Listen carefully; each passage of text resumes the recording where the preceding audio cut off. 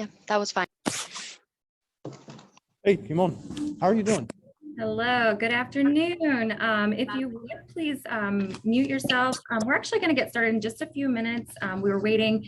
We had over 130 people registered, so it might take a few minutes to get everybody into the room here. So just be patient with us. Thank you.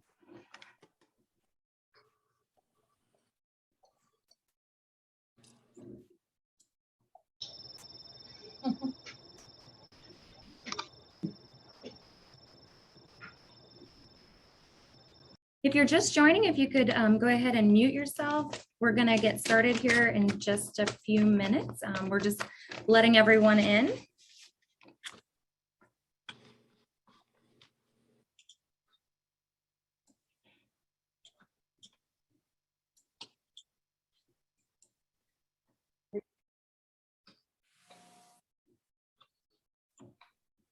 While we are doing that, I just want to thank everyone for being here today. Welcome you to the Black Developers Capital Initiative panel. We are waiting for folks to join, so if you could just hang tight with us, please mute your microphone. In the meantime, if you want to go ahead in your chat function, say hello.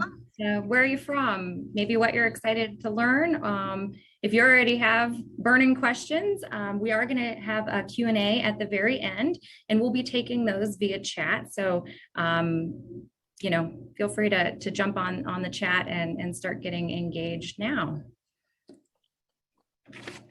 Nina, if you could give me the okay when you think we have a good critical mass of folks. We have 90 attending so far, so I think we can get started. Okay, well, that is so exciting. And just so that you all are aware, we are recording this so that we can share it on our website at a later time.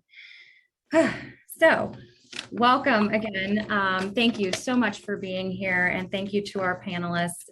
My name is Millie Hurt, and I am actually Vice President of Affordable Housing Lending at the Ohio Capital Corporation for Housing, but I'm also very proud to be the Vice President of the Women's Affordable Housing Network, our national umbrella, and the President of the Ohio Women's Affordable Housing Network. So that's a lot, but I am here to welcome all of you and tell you a little bit about WAN. So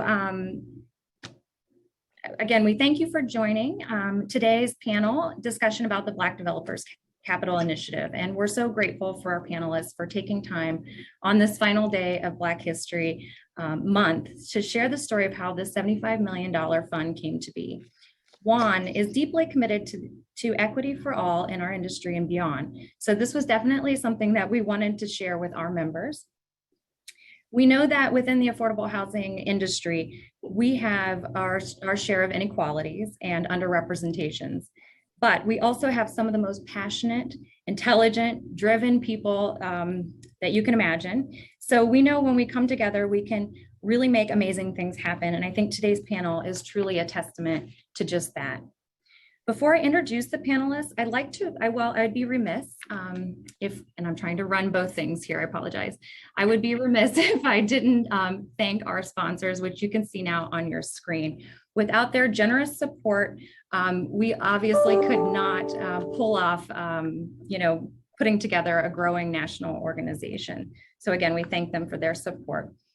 I'd also like to thank our board of directors, as you see up on the screen, and I think all, if not most, are here today. So if they want to wave and say hello, they work tirelessly to pull off our mission of creating chapters in every state. And that's something that we're really proud to announce, is that we're hoping to launch 10 new chapters, estimated, I should say 10 new chapters this year in 2022 to expand on the already 4 state chapters that we currently have, which is Atlanta, Indiana, Ohio, and North Carolina. So if any of you are on, I got invited to it, so I don't know. If you could just mute, sorry. If you are on and you work in those states, go and check out the existing states and become a member. So we all, at WAN, our vision really is the empowerment of women and equity in the workplace for all. And we're working hard on a national network initiative, which stands for National Equity Together Takes Work. We all know that change does not happen. We have to work for it. So more to come on this in the spring, but just wanted to a quick preview on that. We continue to work on our policy updates, and we're hoping with Emily's leadership, which I should have mentioned, thanks to our executive committee, we're hoping to have our next policy update in April. Lastly, we are ramping up attendance at many of the upcoming conferences this year, so we hope to see you all there. And before I announce our entire panel, I'd like to especially thank Lori Little, who's on our Ohio board and who helped bring this entire panel together today. We know that's quite a lift, and she's just been a treasure and brings so much passion to the industry. When she first described this initiative, I absolutely brought goosebumps my entire body. So I just want to say thank you to her especially. And so with that, I would like to quickly introduce our panel so that we have as much time as possible for the discussion.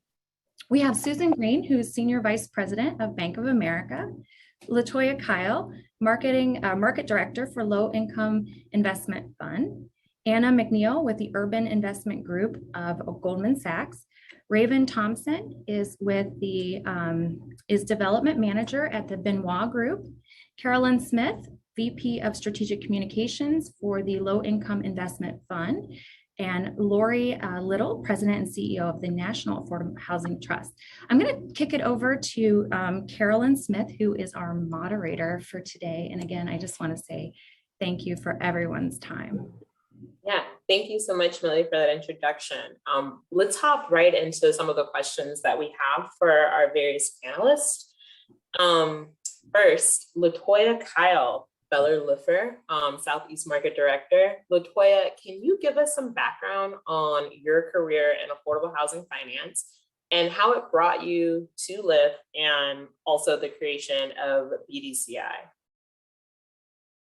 Sure. Good afternoon, everyone. As Carolyn mentioned, I'm LaToya Kyle, based here in Atlanta, leading our Southeast office for Low Income Investment Fund. And for those of you may not know about LIFT, we are national CDFI, so we lend to developers for the development of housing, affordable housing, most of which is pre-development capital and acquisitions, we do some construction lending, but most of it being early stage capital.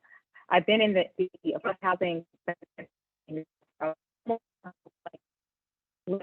for over 5 years, and excitingly, the first transaction that I closed at this at my organization was due to attending a luncheon for the women in affordable housing in Atlanta. So, great networking opportunities.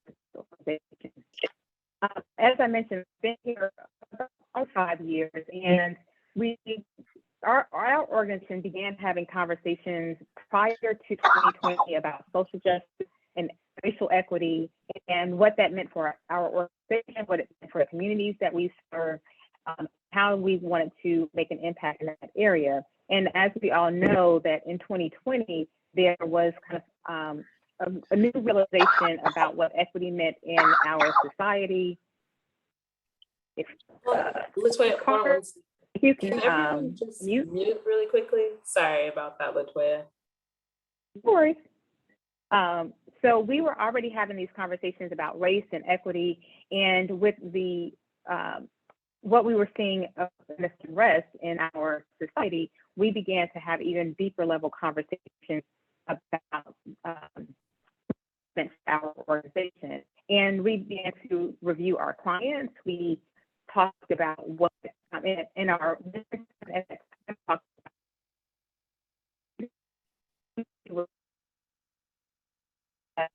not Black developers that were currently in our client base, and recognizing that since our direct end user capital are the developers, knowing that that is a form of wealth creation, not only for the developer, but for many of the parties that they impact, whether it's their architects or their consultants, that it's a byproduct of what we are able to provide to them. But we're not servicing developers, Black developers at the beginning, they're unable to do free will and their businesses. So we began to look at our policy policies and learned that we had some implemented some underwriting criteria that did not allow. In doing so, not only could they not access. I'm sorry. I'm sorry to interrupt. I really am, but you're actually fading in and out, and I can hear maybe every other word or every other sentence. I don't know if anyone else is experiencing the same thing. Yeah. So Latoya, how about for a second, because you're fading in and out, you're breaking up a bit. And I know before the call, it was like working perfectly fine. But let's hop over to a question for Susan while we work on your audio. Is that fair? Okay. So I'll try to find a location closer to the window. Okay. Okay. So Susan, tell us a little bit about how you got into community development finance, and we're curious, especially why did Bank of America decide to fund Lyft's new capital product, which I know it was a little bit harder to hear, but essentially within BDCI, it's an initiative that has two different capital products, one supported by NHT and Goldman Sachs, and one that's Lyft's line of credit and is more pre-development, early stage capital that's funded by Bank of America, Wells Fargo, and Mackenzie Scott, and a couple of other folks that just escaped my mind for a second. So I know that's terrible, but apologies for that. But Susan, can you hop in and give us a little bit of your background and why it was important for B of A to participate in this? Sure, happy to. Good morning, and I'm still in San Francisco. So good morning to those of you on the West Coast, and good afternoon to those of you further east. Again, I'm Susan Green. I'm with Bank of America. CDFI Lending and Investing. We're part of the Environment, Social, and Governance group for the bank, trying to direct capital and resources to low-income and underserved communities nationwide. And there were several reasons why we were anxious to be a part of this initiative that Lyft was developing. We provided $10 million in 10-year below market capital to Lyft for their line of credit product. And there were several reasons why we were so eager to be a part of this. First, CDFI is a certification that groups like Lyft get from the U.S. Treasury Department. And what it means is that the organization provides loans, but more importantly, commits to providing at least 60% of those loans to low income or under-resourced communities. In fact, industry-wide, 84% of CDFI borrowers are low income, 60% are people of color, 50% are women, and nearly a third are located in rural communities. The thing that CDFIs bring is that they are not regulated like banks. So they have a lot more flexibility in how they underwrite loans and how they can structure capital to make sure it works for their borrowers. Because of this, nationwide, we actually have $2 billion invested in CDFIs like Lyft. And for these reasons, we were really excited to be part of this conversation with Lyft. Through their line of credit product, Lyft is offering capital at an earlier stage to developers. Typically, banks come in, once construction has begun. So you already have the permits, you already have the plans, you've already done a lot of pre-development work. But who's going to pay for that? So through this line of credit, Lyft can get into projects at an earlier stage than what conventional banks can. And they can go in for a longer term. As when we come into finance construction, we're in and out in 1 to 2 years, but Lyft can go 5 years through this product to really help projects kind of get off the ground and also help the developers build their own capacity. Lyft can offer more flexible underwriting standards, like lower equity requirements, and they can also price the capital at more flexible rates than what banks can. That's the magic of a CDFI like Lyft, is that they can bring private sector capital from Bank of America with foundation support to provide capital that's flexible and more accessible than what capital from the conventional markets is. I think a second key driver for us in wanting to support this initiative is from a racial equity perspective. As Millie mentioned, this is the last day of Black History Month, and I think it's important to ground in the realities that we still see nationwide, where white households have 10 times the wealth of Black-led households and 8 times the wealth of Hispanic Latino households. I mean, these are disparities that have persisted for decades. We all saw how COVID disproportionately impacted communities of color with higher sickness rates, higher death rates, higher unemployment rates, just shocking disparities that called for action. In 2020, in response, we launched a $1 billion racial equity commitment, which then we increased to $1.25 billion in early 2021. And so we're trying to do new things with these funds, recognizing that the tried and true isn't working and in many respects is causing some of the problems that we're seeing. So some examples of the new, we are investing $350 million in BIPOC-led private equity firms that are investing equity in BIPOC-led small businesses. We are also investing equity in minority deposit institutions. These are Black and Brown-led banks that serve their communities and have boots on the ground in minority communities. We're investing equity so that they can grow and respond to the needs of their communities. This initiative that LIFT proposed to us squarely fits within this broader racial equity commitment that we have. And then it also hit on the third priority that I wanted to touch on, the affordable housing gap. I mean, it's been a gap that has existed for far too long and continues to persist in too many communities. In so many communities, low-income renters pay more than 50% of their income towards rent. And that's hard to live when more than half your money every month is going to your landlord. We've also seen that there are, in 70% of all counties nationwide, if you have a full-time job with minimum wage, you still cannot afford a 2-bedroom apartment in 70% of the counties across the country. So there's a dire need for more affordable housing. Bank of America has tripled our home ownership commitment in the last couple of years to provide more flexible down payment mortgages, down payment closing cost grants. We've done over $6.5 billion of tax credit financing and construction financing to build affordable housing, rental housing. But again, we need to get the projects off the ground and to build the capacity of the developers. So when LIFT came to us and proposed to offer more flexible terms than what we can do directly to help drive kind of the racial equity initiative that we're trying to support, and then to help build more affordable housing, we wanted to do whatever we could to help make LIFT and these projects successful. So thanks for inviting us to be part of this conversation. And I'm looking forward to hearing, what others have to say and some questions, because what we're all trying to do here is of critical importance, and it takes a lot of people at the table to find the best path forward. Thank you. That was great, Susan. LaToya, I see you've signed back in, so would love to get a little bit of background before we hop over to Raven and the rest of our questions, just about BDCI, the origin and creation of this initiative from LIFT and NHT. Sure. So I'm literally sitting at the window of this hotel, so hopefully this works. It's working so much better. Up and down, okay, as I'm talking. And so hopefully you all heard kind of what we were doing to lead up to the decision to create BDCI.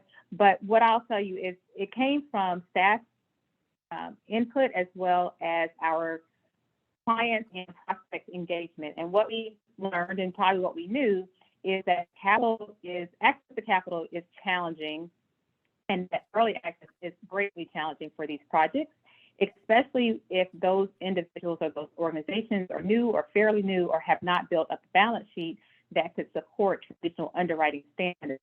So what we did is we decided to evaluate what we were using as criteria to analyze these new loans, recognizing that many times we have had nominal losses in our over 30-year term as an organization. And most of the deals that we are going to be supporting are live tech deals that traditionally are closed. It's just a matter of time. And so we created a program that had several features. One, we wanted it to be long-term. We recognize that it takes time for these projects to get built and then also to be able to generate income for the organizations. We wanted it to be a revolver, in that if they are able to close one transaction, they're able to then again do multiple transactions with it. We wanted it to be low cost, so that was where our partnership with Bank of America came in. And we wanted to change the underwriting standard. We could no longer rely on traditional metrics as far as financial capacity of the organization and history of those companies. And so we made it an experience-based product. We will review the financials of either the company or the borrower, the owner of the company rather, but it is as a benchmark to assess the growth of the company later. We hone in on the experience level of the developers. Have they done what they are proposing to do? Did they do it on time, within budget? And it does not even, their experience does not even have to be just with their own company. We have a client that has been a consultant for many years for others, and she was able to provide us information and details that she's able to do this work. And so she wants to launch from a consultant role into her own development space. That's been one of our first clients because she has experience. And so we launched with $20 million, and you'll hear about the additional 50 when we talk to NHT, but our program was $20 million. We have at this point allocated all of the funds, and one of those organizations that you'll hear from later about how they were able to use it. So that's BDCI in general. Oh, one other feature of it, we also understand that many of these organizations are smaller as far as their team. And so we did reserve 10% of each funding can be used for operations, not just the project, but if they need to hire a consultant, if they need to hire additional staff, that's a component of the line of credit as well. That's really great background from Susan and LaToya. So knowing how the product was developed and how it's working on our side, Raven from Benoit Group, can you share how Benoit Group is one of the recipients of the line of credit from LIF? Do you mind sharing with us how it's supporting Benoit Group and what the impact of the line of credit has been on y'all's business? Sure, and guys, please excuse some of the noise in the background. I'm not able to drown it out. But yes, I am Raven Thompson, and I currently work with the Benoit Group as their development manager. And basically that just entails managing the project from the design, idea, and conception all the way to construction closing, to where we hand it off to our compliance team once the project is placed in service. And a little bit about my background is I started out as a property manager for an affordable housing developer. I did that roughly for about 2 years, and then I moved over to the state agency side and in Mississippi as well as Georgia DCA. And there, again, we are the stewards of the tax credits, where we actually take the developers at that particular time through a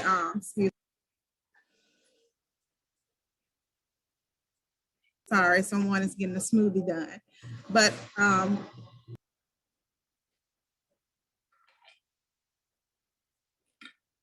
trying to drown out some of that noise in the background. So, of course, working at the state agency, I worked on the cost certification process as well as the feasibility and underwriting team for the housing development department there at Georgia DCA as well as Mississippi. And so, fast forward to working with Benoit and to LaToya's BDCI and LIF product. Basically, what that product did for us as a developer, it helped us to update most of our third parties that may have gotten outside of the 6-month timeline for submission with the tax credit application. So we were able to go back in and re-update those third parties, as well as get to 100% drawings with our design team so that we could submit our projects for permitting, as well as submit our full tax credit applications to the state agency. Thanks so much, Raven. That was great background on how that product is really impacting Benoit Group's line of business at this moment. Want to pivot over to Lori and the NHT side of this initiative. So in October 2020, LIF, NHT, and SAFE entered a joint venture to tackle the pressing affordable housing crisis. And one of the goals of this partnership was to create innovative capital products that could shift real change in our market. Lori, can you share why NHT decided to join LIF on this initiative and create the LIHTC Fund? Absolutely. Thank you. Thanks everybody today. I am really excited about getting to share with you kind of this project, this initiative, this Black Developer Capital Initiative that just is a mouthful, so we call BDCI. NAHT is a three decade plus nonprofit tax credit syndicator, and I head that group. As we have grown and really worked to think about what is our niche in this industry and what's really important, in 2020, we determined that we needed to have a capital partner that was really focused on lending and focused on communities.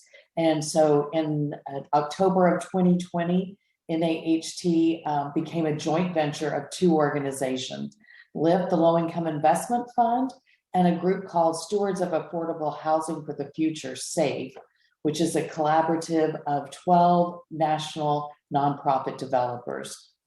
And as we looked at the why behind that joint venture, one of the things that LIF was in front exploring was really how do we change the capital initiative, particularly around, as you heard Latoya and Raven talk about, balance sheet, and focus more around experience.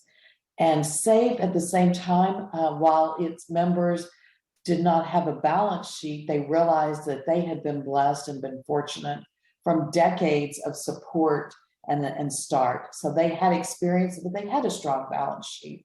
So SAVE has been working on a racial equity pledge that really focuses those organizations on thinking about diversity, equity, and inclusion initiatives. And so it just seemed natural that we sit and think at this very important time, how could NAHT participate in a really meaningful way? And we looked to one of our longstanding partners, Goldman Sachs.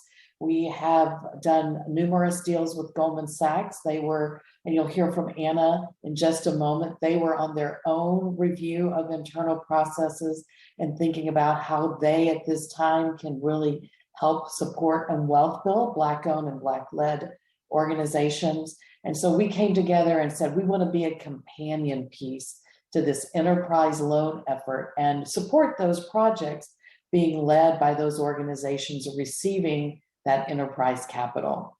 So I'm excited to share that we have a $75 million fund with Goldman Sachs as the investor, and we're working together to find projects from Black-owned and Black-led developers. We've closed on our first project. We've got another that will be closing very shortly in Washington, DC, and we have 4 others in the commitment process. I had the really good fortune of talking to many of these are women, such as Raven, who have shared their journey. I will tell you one of the things that to me is most impactful about NHT participating in this is being able to walk on a project where a larger number of the population are Black or other persons of colors, and walking with the person in charge of making this project happen, being particularly a woman of color that is very inspirational to those people at the project, and just sharing that, you know, hey, we're all in this together, and the person that is making this happen is the person we're supporting. And in this project, it's frequently a Black woman, such as Raven, who's making it happen at the project level and really inspiring not only us, but also the people at the project. The other thing I would share, Carolyn, is we found that while we talk about experience and we talk about how that really is important, we still had a little struggle with credit committees. And credit committees have a life of their own. And we started talking about changing the vernacular from the risk of a lighter balance sheet to the perceived risk of balance sheet. But both LIF and NAHT were fortunate to get a unfunded guarantee, which means we didn't have to take it down from their balance sheet. but using the balance sheet of Arnold Venture Foundation, a group supportive out of Houston, Texas, provided a very significant grant. Unfunded guarantee is what we call it. They've committed, if there's any hiccups, if there is any risk, to the investors to make certain that risk is covered. I will tell you from working on these projects, Carolyn, there's not going to be any hiccups. We're going to be at the end of 10 years and we're never have drawn down on that guarantee. But I would be remiss if I didn't talk about how important that was to this initiative as well. Yeah, no, and I think that's completely fair and a really important piece of it too. Seeing as though there's clearly a renewed commitment across the sector and with new investors and funders that are really interested in helping push this through. But this is a good time to bring in Anna into the conversation. And if you could just share, why did Goldman find NHT's YTech Fund to be the right investment for its 1 Million Black Women Initiative? Yeah, absolutely. Thank you so much, Carolyn and Lori, for the lead in, and thanks to all the other panelists and everyone in attendance. Absolutely be happy to speak to that. So for a little background, I'm on the acquisitions team of the Urban Investment Group, which sits within the Goldman Sachs Asset Management Division. And we've really spent the last 20 years investing in innovative mixed use, mixed income projects across the country. And our acquisitions team last year actually deployed over $2.5 billion. And we've worked predominantly in affordable housing transactions, including several projects with minority developers and in majority minority communities. So last year, about 42% of our investing, or $1.2 billion, was with minority-led sponsors, which we're really excited about. And as Lori mentioned, we worked really closely together to establish the $75 million affordable housing fund alongside NAHT. And we worked with NAHT previously across 7 different projects. So we were really excited to collaborate again. And we were thrilled, like Lori said, to learn that NAHT had been working on its own Black developer capital initiatives and thought this was really the perfect opportunity for partnership again. And I'm also happy to speak a little bit to the 1 Million Black Women Initiative that you mentioned, which is the firm's commitment to advancing racial equity. So we announced this last year, and it's a $10 billion commitment over 10 years to narrow opportunity gaps for 1 million Black women nationwide across 6 key pillars. So those are housing, access to capital, healthcare, education, workforce and wages, and digital connectivity. So we're approaching this initiative from several angles across the whole firm, but within UIG, Urban Investment Group, we're really focused on providing capital to Black-led businesses and firms and continuing to invest in the creation and preservation of affordable housing in majority minority communities as well. So as Lori mentioned, we decided to establish this fund between Goldman and NAHT to finance underlying affordable housing projects, all of which are going to be developed by Black-led sponsors. And as Lori mentioned, it's a $75 million fund, so it's a pretty significant capital commitment to this initiative. We were also really intentional in our decision to ensure that a majority of the fund's capital would be used to finance projects with Black women-led sponsors, and particularly because this really aligned with the thesis of 1 Million Black Women, which is seeking to address those dual disproportionate, gender and racial biases that Black women have faced for generations. As the other panelists mentioned, Black women are just vastly underrepresented in the real estate industry and especially in executive roles. So this is just, one example of the immense challenges that Black women face, despite being foundational to their families, their communities, the U.S. economy. So through 1 Million Black Women, we're really focused on reaching Black women at key moments in their lives, from early childhood through retirement. We're pleased to say that, as Lori mentioned, the projects we're investing in through this fund are impactful for several reasons. We're providing Black women and their families with high quality affordable housing, often at service enriched properties with on-site programming for families. And we're supporting Black women-led development firms by providing them with access to institutional capital, which can be particularly catalytic for the smaller firms as they work to build capacity, as we've discussed. We're aiming to address also, wealth disparities like Susan touched on with this fund. We think it's important, as Lori said, that sponsorship teams really better reflect the communities in which they're working. This will contribute to more equitable development outcomes, especially in these majority minority communities in need of affordable housing. And we found it was really crucial to have a focused and mission-aligned partner like NAHT for this initiative, especially as we're attempting to tackle these problems at a larger scale. Partnering with NAHT, we're able to source a robust pipeline of impactful deals deals, deploying more capital and deploying it more efficiently. And the structure that we worked out with NHT allows Goldman to build relationships with these developers directly, which is beneficial for both of us because these smaller developers are gaining valuable experience working with a larger institutional investor, and we continue to better understand the needs of Black developers and how we can, better support them with initiatives like 1 Million Black Women. That's really great. So as we're coming up on time, we've heard some amazing work that's been happening with this partnership between NHT and LIF. I think the main pressing question on everyone's mind is what's next, Lori and Latoya? What can we sort of expect as the next iteration?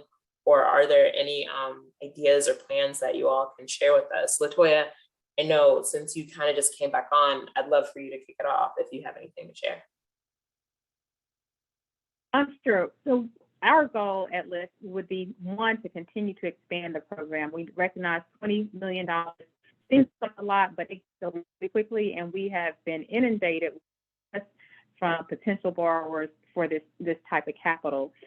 Then we would like to see an industry, and we know that we're a small piece, but we could be a catalyst for change so that other groups, underserved groups in this space can be served, and it doesn't have to be restricted to just this program. But we think that industry-based risk assessment model could be adapted to a lot of different platforms. That is one area. We've heard concerns and questions, from other underrepresented populations, whether that's women or other people of color. How do we expand this? So we are looking at a variety of different options and other partnerships in the space so that this becomes the norm and not just a program. Lori, do you want to share? Absolutely. So I think that something I started with talking about risk and perceived risk is what's so important with this phase one. I don't like to call it a pilot because I really believe this is the first of many funds where we really knock things out of the park on saying, hey, we've got a lot of things in our underwriting criteria that really are not risk to the investor. Let's get those off the table if they're impediments to new individuals coming into the market. Because as Susan shared very eloquently, we have a huge affordable housing crisis, and we know all of that. We need every single player out there working to build more affordable housing. So let's make certain we clearly understand real risk as opposed to perceived risk.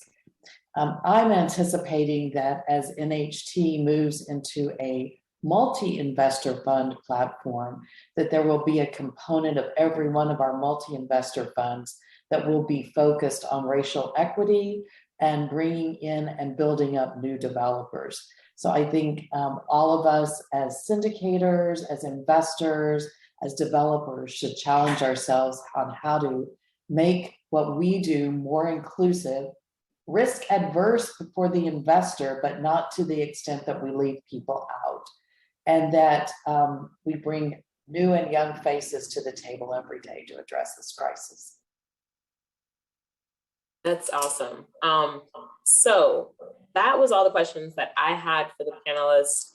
Millie, I know that you have a solid list of healthy questions for these panelists, so I will pivot back over to you for you to take lead here. Millie, I just saw a fantastic question that came in from Jennifer. She asked, she heard about this program from a friend, but how is the word getting out there to other African-American women developers? Like, how do people find out about this? I actually can take that question, if Lori and Latoya don't mind.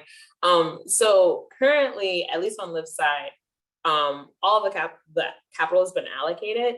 So right now, we're not able to bring in any new developers, but previous to allocating all of our capital, we've really relied on opportunities like these sort of panels, and also really relying on industry trades to help us really share and amplify this program and initiative that we launched this last year. And I think going forward, we're really going to continue to rely on organizations like this that have a special focus on women or other people of color to help us really amplify and get the word out when we're ready for the next iteration of BDCI. If I may, just quickly jump in here, LIF is one of the largest and strongest CDFIs nationwide, but there are more than 1,300 certified community development financial institutions nationally, and in all 50 states. And again, these are organizations that, by definition, provide loans and financial education and flexibility in underwriting and flexibility in structuring, and have a mission of serving low-income and underserved communities. So I would urge those to look up CDFIs that are in your community. There's a list on the U.S. Treasury's website. There's a list on bankамerica.com/CDFI, and specifically towards women entrepreneurs, women-led, housing developers. Bank of America last year launched an access to capital directory for women entrepreneurs, providing suggestions and resources on debt and equity and grant support for women entrepreneurs. So there are a lot of resources out there. LIF is a pioneer in many ways, but there are other organizations that are similarly working in underserved communities. And I would just share here, NAHT has not deployed all of its capital, so reach out to me. I'll put you in contact with the individual, Brian Robinson, who's really leading this effort for NAHT. Reach out to Anna. Together we'll work on the LIHTC deployment side. We'll run out of those funds quickly. Our next iteration will be coming. We're working on raising capital at both LIF and NAHT. LIF more so right now since they're already out. We were very pleased at how quickly those funds got deployed and realized there was a real need. So please feel free to reach out to LIF and reach out to Carolyn or LaToya. I'm going to put my email address in the chat, but reach out to us. If we're out of money, we'll put you on the list for the next round of funds or help you find someone who can. Thanks, Lori. I was actually going to ask, is this a revolving? So as funding coming back in and you're trying to cycle it over the next couple of years, or I might have missed that, but. So the LIHTC fund will be 15 years, obviously, and the idea will be to deploy 75 million of capital and to go from there. The LIF fund is, LaToya, do you want to speak specifically to the revolving nature of the LIF fund? Sure. So each loan is for up to 5 years for the line of credit. The borrower has the opportunity to draw on it for the first 3 years. And anything that's drawn in month 36 can then, any project loan can remain outstanding for an additional 2 years. So the way it's structured, you would get approved for a certain amount of capital, let's say it's $2 million, and then you would come to us with each project, and each project is up to $1 million in pre-development unsecured capital. You would draw down on that line, utilize it for pre-development expenses, and then repay us once that project goes into construction. Once repaid, then that money can be revolved. So we don't expect to have any unavailable capital from that initial 20 million for at least another 4.5 years. It's up to us now to be able to raise more capital and to be able to deploy more. Thank you. I think that was really helpful. So I have a question here. How do you all envision measuring the success of this fund and asset class? And is this something you expect to be scaled across the syndication platforms, the country, to leverage more capital to support more developers of diverse backgrounds, i.e. for women? I know Lori kind of spoke to this a little bit with the multi-investment fund idea there. Does anyone else want to chime in?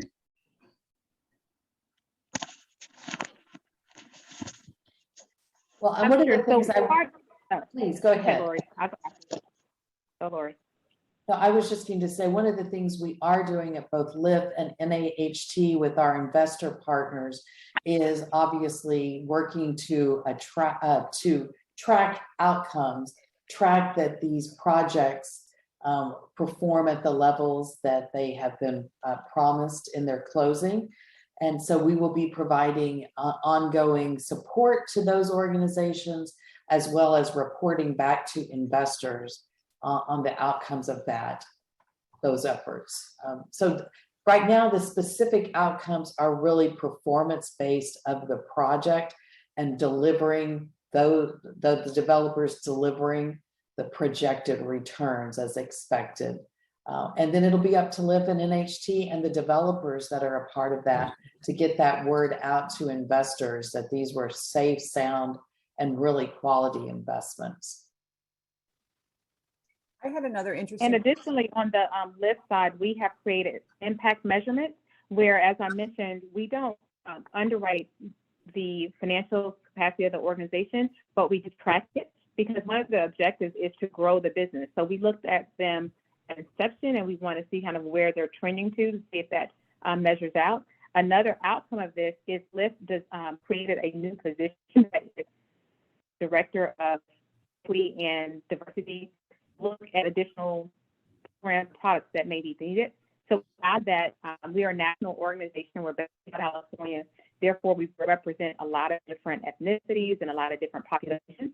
So we do expect there to be additional programming. It's just, capacity right now. We're all busy and a lot of different initiatives, but we expect to grow our offerings in the near future.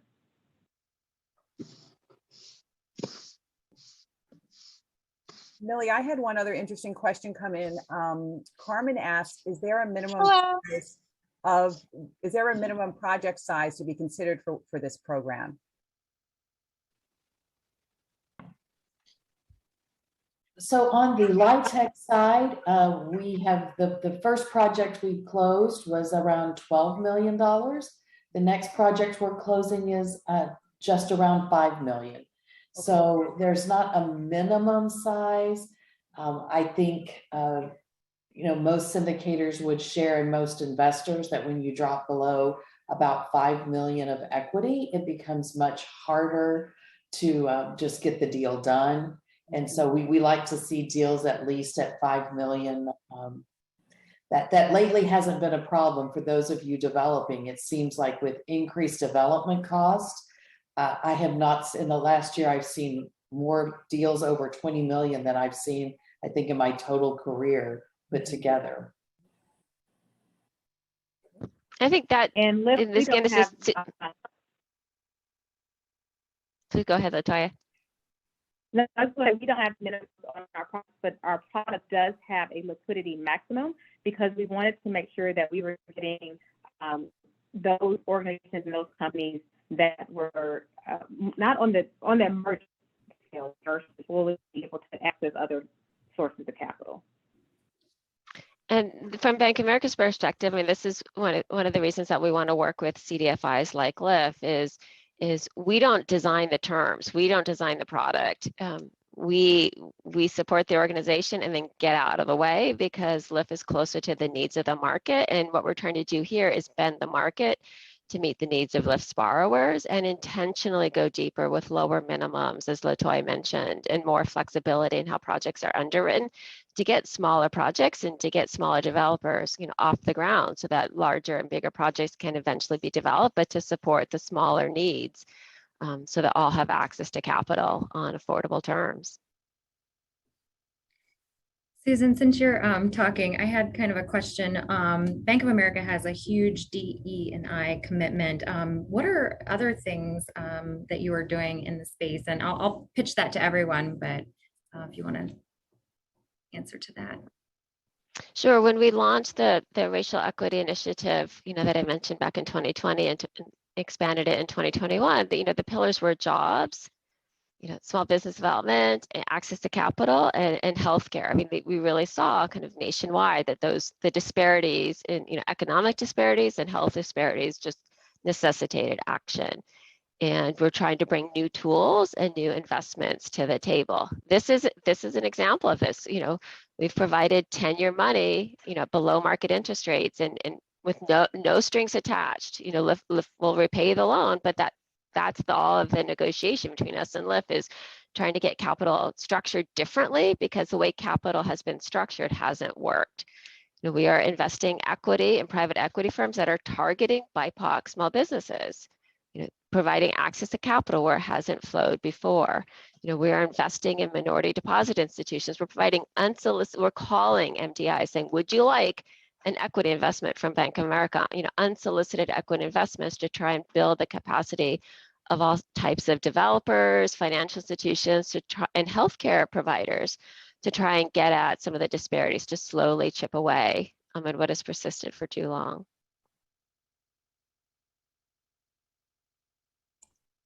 Thank you. Does anyone else want to talk about any other DE&I initiatives at their organizations?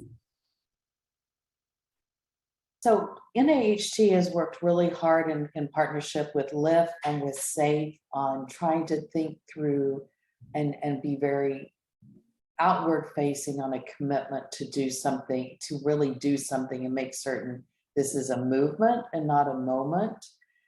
And I think that's very important. NAHT, SAFE, and many of the SAFE members have collaboratively entered into a racial equity pledge that you will start to see on each of those organizations' websites.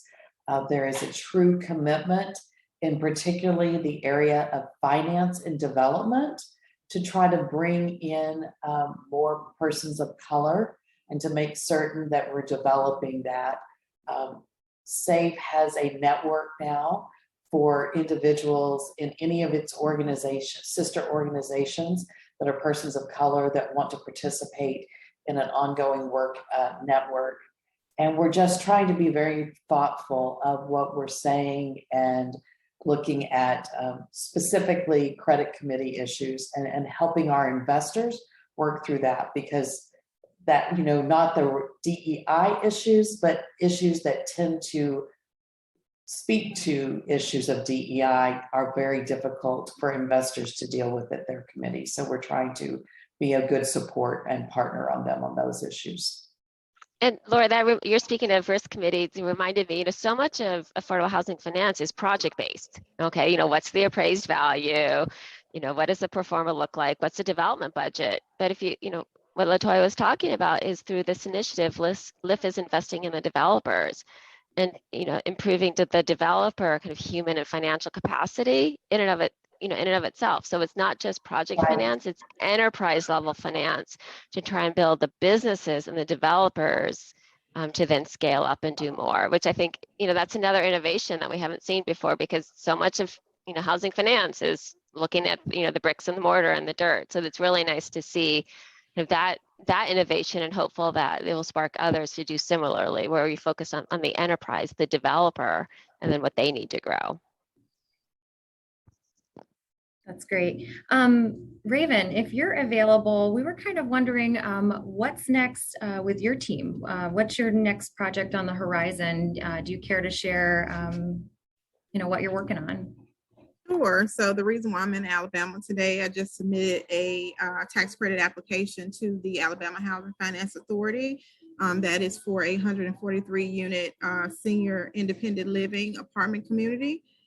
We also have our I have another Astoria at Crystal Lake, which is also another 165 unit independent senior living property that we're going to be constructing there as well, which is where we're deploying our funds from the BDCI to the Astoria at Crystal Lake, as well as Southtown. And then we've also expanded our building footprint into other states where we're going into the Virgin Islands. So we'll be working constructing affordable housing properties over there, as well as in North Carolina and Florida. So, you know, we're driving that train. And if you're hiring for the Virgin Islands, let me know. Or those site visits, You know, I do believe that we are hiring for that. I don't know if he's posted it locally just for that area.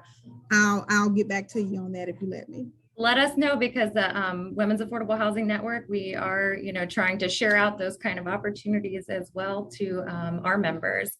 We did post 3 positions from the Benoit Group. One was for VP of Real Estate Development. Another one was for the Development Manager, Development Coordinator. And I have been working through my alumni school, Georgia Tech, with getting some interns in as well.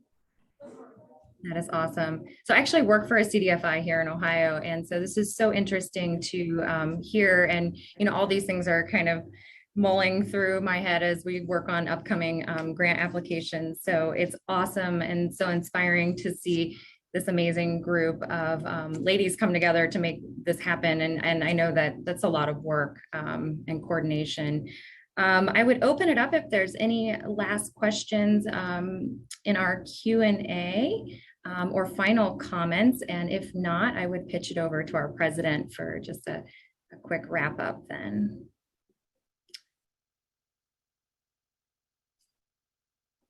Going once, going twice. Well, I would like to pitch this over to Ashley Northcutt, our president. Hi, everybody. Thank you so much for coming. Thank you for sharing all the information you did with us and your time. Millie said it best when she said at the beginning, she got chills when we reached out to Lori to hear more about this initiative. So I did hear on the panel that you're looking to people like Women's Affordable Housing Network to share this kind of initiative. Please feel free to reach out anytime. We will scream it from the mountaintops. Not one of us is shy. We are so proud of what you're doing, and just sitting here watching all the powerful women on this call is so moving. I think it takes women involved to get things done, period. So this is very, very exciting, and we're here to support you all the way. And Raven, good luck with your new projects. We can't wait to see them come off the ground. I guess with that, we will give you guys back the 3 minutes of your day, and we hope to see you at future events. Please do follow us on social media. Make sure you're registered as a member, sign up for the newsletter, all those great things, because we have all those exciting things coming up in 2022, and we're looking forward to seeing you all. So again, thank you, and have a wonderful day. Wonderful day. Bye, sir. Thank you all. Thank you. Thank you. Take care. Thank you. Thank